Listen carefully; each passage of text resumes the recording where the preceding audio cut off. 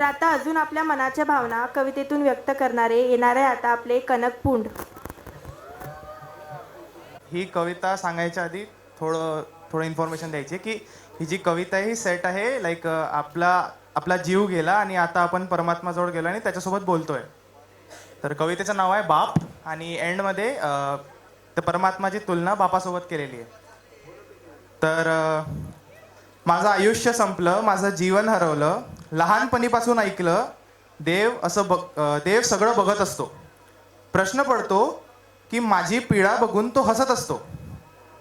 पण आज देवानी स्वतः बोलवलं, सगळ्या नात्यांपासून मला सोडवलं. मला विचारतो सांग रे तुझं आयुष्य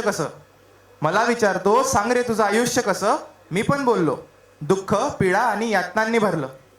तो बोलू लागला हे कसं होऊ शकतं, ज्याच्यासोबत मी त्याचं असं होत नसतं. मी ओरडलो कुठे होता तू जेव्हा मी पडलो रडलो तुटलो सुटलो.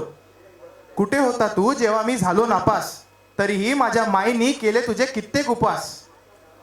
तो हसला म्हणाला अरे मूर्खा, तू पडला तेव्हा तुला उचलायला, तू रडला तेव्हा तुला शांत करायला, तू तुटला तेव्हा तुला जोडायला, तू सुटला तेव्हा तुला पकडायला. तिथे मीच होतो, मीच थापली तुझी पाठ जेव्हा तू झाला नापास.